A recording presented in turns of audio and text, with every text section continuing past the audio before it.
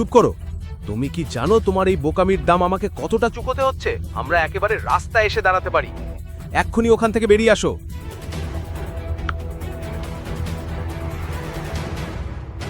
চলুন স্যার, বাইরে যাই।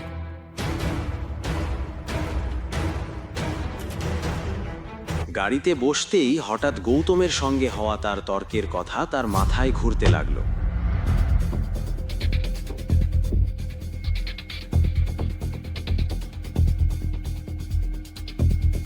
সানায়া, আমার মনে হচ্ছে এসবের পেছনে ওই গৌতমই আছে। ও তোমার কী বা করতে পারবে? ওর তো এসভি গ্রুপসে কাজ করারও যোগ্যতা নেই। কিন্তু তার মনের ভিতরে কোথাও সন্দেহের একটা বীজ বপন হয়ে গিয়েছিল।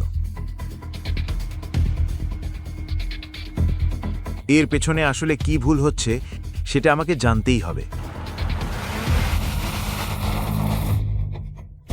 সিদ্ধার্থকে শিক্ষা দিতে পেরে গৌতম ভিতরে ভেতরে খুব ভালো অনুভব করছিল।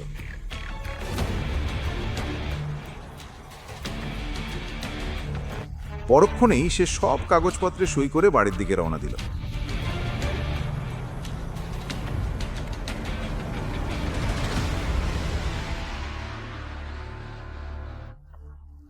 কিন্তু বাড়িতে পৌঁছতেই তার হাসিমুখ মুহূর্তের মধ্যে ফ্যাকাশে হয়ে গেল। অবনী ঠাকুমা গায়ত্রী দেবী সোফায় বসেছিলেন।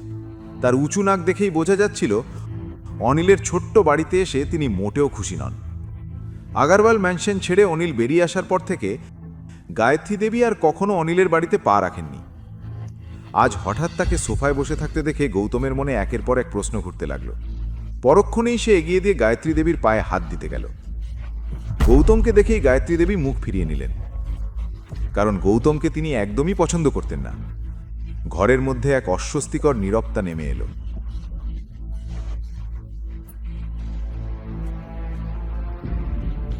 মাসা, চা। গায়ত্রী দেবী হাতে না নিয়েই কাপটার গন্ধ শুকতে লাগলেন।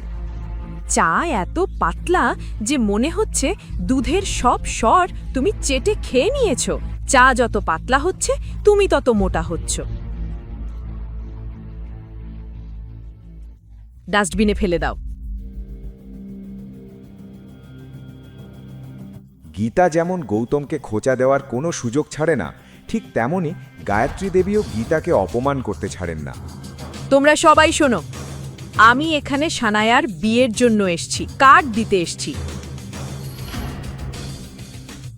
আসলে আমি চাইনি তোমরা বিয়েতে এসো, কিন্তু পার্টিতে যারা আসবে তারা হয়তো ঝামেলা করতে পারে, কারণ সমাজে তোমরা আমাদের নামটা খুব ভালোভাবেই ছড়িয়ে দিয়েছো। এটা বলেই গায়ত্রী দেবী অবনী আর গৌতমের দিকে তাকালেন। তার চোখে রাগে আগুন জ্বলছিল। তাই বিয়েতে এসো, কিন্তু খালি হাতে এসো না, দামি উপহার আনবে।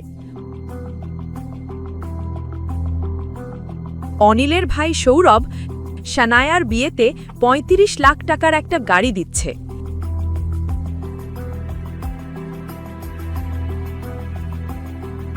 এত দামি গাড়ি তোমরা দিতে পারবে না, কিন্তু অন্তত ৫ লাখ টাকার একটা হার নিয়ে এসো।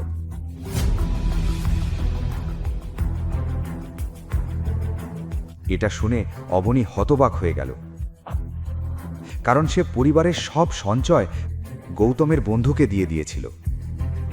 না দিদিমা, ৫ লাখ টাকা খুব বেশি। আমরা এত দামি উপহার আনতে পারবো না। হ্যাঁ মশাই, দেখুন পরিবারের কোনো সঞ্চয়ই নেই, আর এত দামি উপহার। কিডনি বিক্রি করো, না হয় বাড়ি বিক্রি করো, আমি কিছু জানি না, কিন্তু উপহারের দাম অন্তত ৫ লাখ হতেই হবে। গায়ত্রী দেবীর রাগী কণ্ঠ শুনে সবাই একে অপরের দিকে তাকাতে লাগলো। কথা শেষ করে গায়ত্রী দেবী রাগে ঘর ছেড়ে বেরিয়ে গেলেন।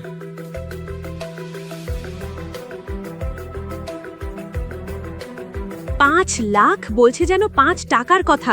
সানায়ার বিয়েতে এত আয়োজন, অবনীর বিয়ের সময় এদের কোথায় ছিল এসব? হ্যাঁ না অবনী, তোমার বিয়েতে যত খাম এসেছিল সব আমি খুলে দেখেছিলাম, কেউ ৫০০ টাকার বেশি দেয়নি। সবাই এসে খেয়েছে ফ্রি, আর এখন সানায়ার বিয়েতে ৫ লাখের উপহার,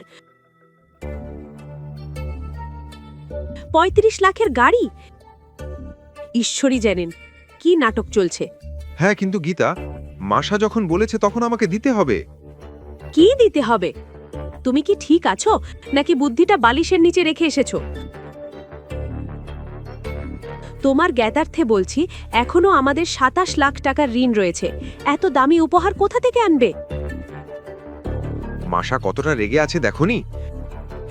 একটা কাজ করা যায়, আমরা এই বাড়িটা বন্ধক রাখি। এই ওই টাকার মধ্যেই হারটাও হয়ে যাবে, আর বাকি টাকা গৌতমের বন্ধুকে দিয়ে দেব। আপনি কি বলছেন? সানায়ার বিয়েতে দামি উপহার দেওয়ার জন্য আপনি বাড়ি বন্ধক রাখবেন? হ্যাঁ, ঠাকুমার মিথ্যে অহংকারের জন্য। আর আমরা থাকবো কোথায়? রাস্তায়। এটা বলেই গীতা রাগের চোখে অনিল আর গৌতমের দিকে তাকালেন। অবনী, আমার কাছে কিছু টাকা আছে, আমরা একটা সস্তা হার কিনব। ঠিক আছে মা, যাই হোক বাজারে কিছু সুন্দর আর সিম্পল ডিজাইন তো থাকবেই, আমি জানি। গৌতম, গাড়িটা বের করো, চলো।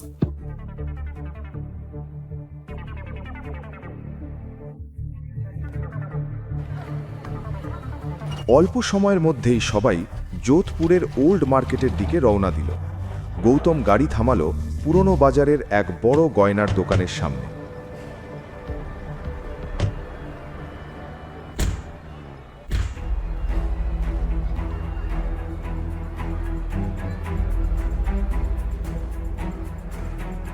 এটি যোধপুরের একটি খুব নামকরা জুয়েলারি শপ ছিল। অবনী নিজের বাজেটের কথা মনে করল, যেটা প্রায় কিছুই নয় বললেই চলে। তবু কিছুক্ষণ ভেবে সবাই দোকানের ভিতরে ঢুকল।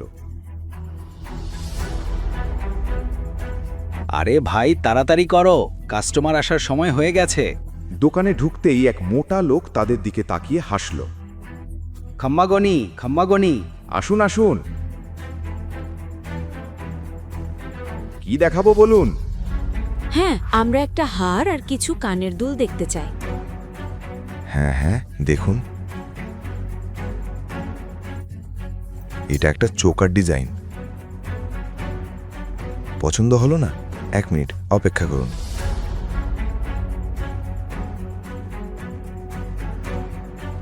প্রতিটা হার দেখার আগেই অবনী তার দাম আন্দাজ করে নিচ্ছিল। সব হারই অবনীর বাজেটের বাইরে ছিল। গৌতমও সেটা বুঝতে পারছিল। এত কিছু দেখার পরেও অবনী এখনো কিছু পছন্দ করতে পারেনি।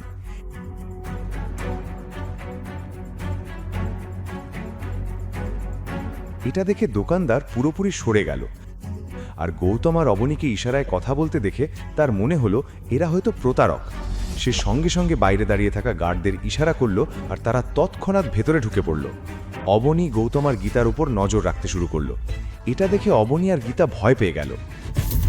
গল্পের বাকি অংশ জানতে দেখুন পরের এপিসোড, শুধু পকেট এফএম-এর ইউটিউব চ্যানেলে। আর রয়্যাল ওয়ারিসের সব এপিসোড শুনতে বর্ণনায় দেওয়া লিঙ্ক থেকে পকেট এফএম অ্যাপ ডাউনলোড করুন।